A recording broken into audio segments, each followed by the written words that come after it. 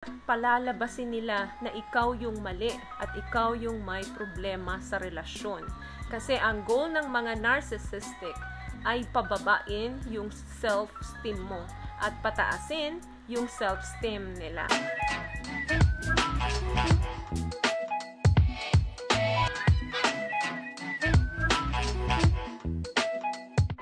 So hi guys! Welcome back to our channel. Kamusta po kayong lahat dyan? Sana ay nasa mabuti kayo. At sa mga hindi pa po nakakakilala sa akin, my name is Cheryl Ting. At kung bago ka pa lang sa channel na to, pwede po bang makahingi ng isang favor to please consider to subscribe to our YouTube channel. Just click the subscribe button dyan po sa baba. At huwag nyo na rin pong kalimutan i-click ang notification bell para in case may mga bago po tayong video, is mabigyan po kayo ng notification ni YouTube. And for today's video guys is about narcissism. Requested video ito galing sa ating follower. Sabi niya, ma'am, patapik po ang narcissism. Grabe ang ugali, hindi maintindihan at bakit po ba may narcissist? Saan nadidevelop ang sakit na yan? Okay, NPD or Narcissistic Personal Disorder, it's a kind of mental health condition characterized by a deep need of admiration and attention. Meaning, yung may mga ganitong disorder ay sobra silang nangangailangan ng strong attention and strong admiration. Kailangan na nakasentro yung buhay mo sa kanila. Another thing, lack of empathy for others. Dahil nga ang mga narcissistic ay masyadong makasarili, wala silang pakialam kung ano yung nangyayari sa'yo, kung ano yung pinagdadaanan mo. Dahil nga ang gusto nila, sila lang ang importante sa'yo. Sila palagi yung sentro ng mundo mo. Sila palagi yung magaling. Sila yung palaging the best. Masyado silang humahanga sa mga kakayanan nila. Kaya madalas, ang mga may NPD, nauuwi sa hiwalayan ang relasyon. At kapag nangyayari yung hiwalayan sa relasyon, medyo trouble sila. Kung hindi manay-iskandalo yung relasyon, maraming sakitan na nangyayari. Karamihan sa kanila, mga arugante na rin dahil nga masyado yung self-importance na ibinibigay nila. Kapag kino-correct mo sila or kino-compare mo sila sa ibang tao na sabi ni ganito, ganyan ka daw, iniisip nila na naiinggit lang yung tao na yon sa kanila, kaya sinisiraan sila. Hindi nila nakikita kasi talaga kung ano yung mali na meron sa kanila. May mga signs ka na pwedeng i-consider na yung ka-date mo ngayon or yung ka-partner mo ngayon ay NPD. Number 1, they love talking about yung kanilang mga achievements and how great they are sa conversation ninyo. Ang mga narcissistic, gusto nila na pinag-uusapan lagi kung ano yung mga accomplishment, yung mga achievements nila. Pakiramdam kasi nila, sila yung better and smarter sa lahat. Pero ang totoo, in-exaggerate lang nila lahat ng mga story nila in order for them na makagain ng adoration and admiration sa iba. At kapag ikaw na yung bumibida sa story, kumbaga parang it's your turn, hindi ka nila papakinggan. Parang, talaga, lagi ka nilang kukontrahin. Another thing, they feed off your compliments. Ang mga narcissistic, super ang self-confident niyan. Pero ang totoo, kaya ganito yung pagtulak nila sa sarili nila because they are lack of self-esteem. Gustong-gusto nila at kailangan nila yung maraming pagpipraise at paghanga sa kanila.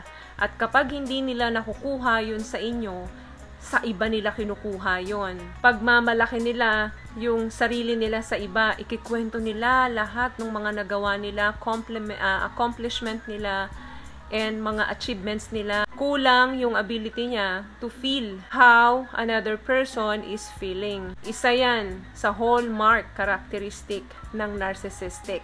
Hindi nila kayang i-validate yung nararamdaman mo dahil kulang na kulang nga sila sa emosyon pagdating sa iba. Another thing, they don't have any or many long-term friends. Karamihan sa mga narcissist, walang mga long-term friend. Wala silang mga best friend. Hindi kasi nila kaya magkaroon ng deeper connection sa iba. Kaya puro mga acquaintance lang, mga buddies, meaning yung mga kaibigan nila panandalian lang, or kung meron man, mga hindi totoong kaibigan yon, kasi hindi nila kaya magkaroon ng malalim na relasyon sa kahit na kanino. So, ang result niyan, sa'yo lang siya madalas nakikipag-hangout.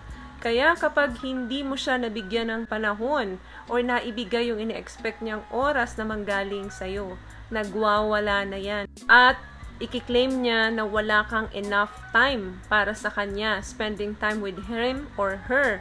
Kaya ang nangyayari, paparamdam niya sa'yo na mag-guilty ka, na may pagkukulang ka sa kanya. Doon niya isusumbat sa yun, tapos ang galing nila mambilog ng ulo. Another thing, they pick on you constantly. Sa umpisa, maybe teasing lang, parang iniinis-inis ka lang niya. Pero habang tumatagal, nagiging constant na. Halimbawa, nanonood ka ng TV, tapos kinausap ka niya, hindi ka kaagad nakasagot. Or nag-message siya sa'yo, hindi ka kaagad nakasagot.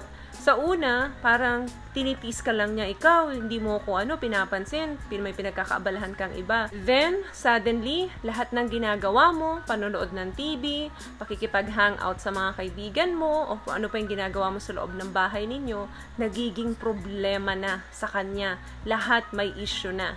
At palalabasin nila na ikaw yung mali at ikaw yung may problema sa relasyon.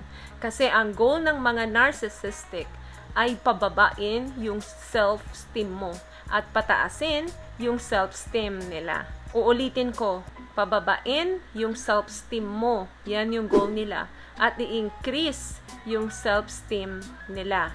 That way, nararamdaman nila na they are very powerful pagka nagagawa nila yun. A narcissistic loves a reactions. Gustong-gusto nila na may nagre-react dun sa ginagawa nila kasi gusto nga nilang sirain yung emotional state mo eh. Madalas, ipaparamdam niya sa'yo na ikaw yung may pagkukulang na, alam mo, hindi ako nakatulog kagabi kasi kagagawan mo.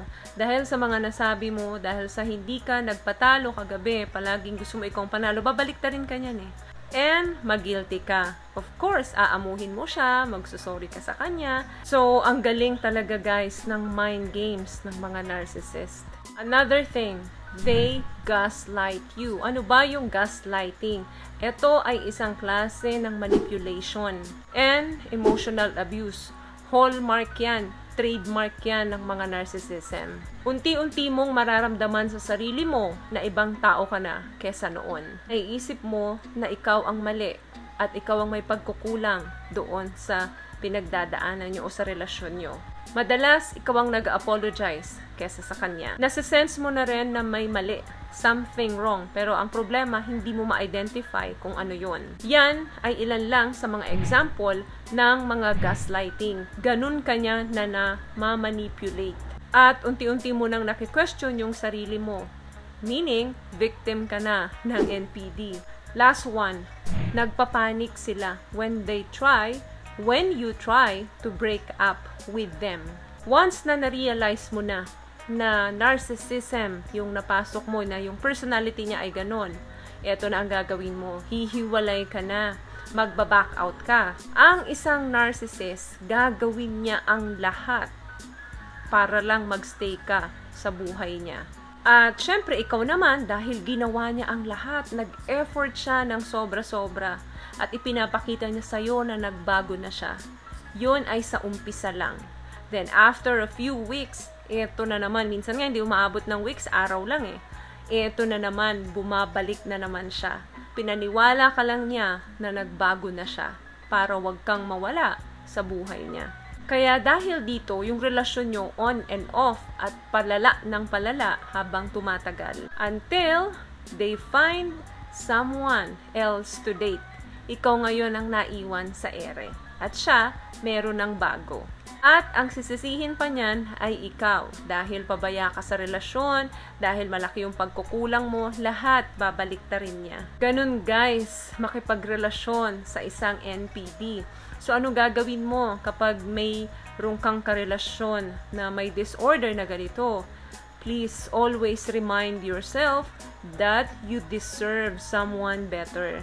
And build a support network dun sa mga solid friends and family mo na magpapaalala sa'yo kung sino ka talaga at ibang-iba ka na ngayon. And kung kaya mong tulungan yung partner mo para maipush siya sa mga therapies. And also, ikaw din, kailangan mo rin magpa-therapy dahil ang pakikipagrelasyon sa isang NPD ay masyadong masalimuot, magulo. Tandaan nyo guys, you cannot change yung mga taong may NPD or make them happy by loving them enough. No, hindi mangyayari yan kasi sa tuwing ibibigay mo yung hinihingi niya, meron na naman siyang gusto. She or he want more and more of you. Walang katapusan yan. They will never be in tune with you. Hindi nila kayang i-fulfill ang relationship dahil nga sa tingin nila, sila lang ang magaling. Sila lang ang special. And that is our video for today. Kung nagustuhan niyo po ang video natin, pakibigyan lang ako ng isang malaking thumbs up, comment down below, at huwag niyo na rin pong kalimutan i-click ang subscribe button dyan po sa baba sa mga hindi pa po nakakapag-subscribe, and also click the notification bell para in case may mga bago po tayong video, is mabigyan po kayo ng notification. Once again guys, palagi po kayong mag-iingat at palagi po kayong manalangin. Thank you guys for watching and see you on my next one. Always love yourself and be a blessing. Bye! Peace out.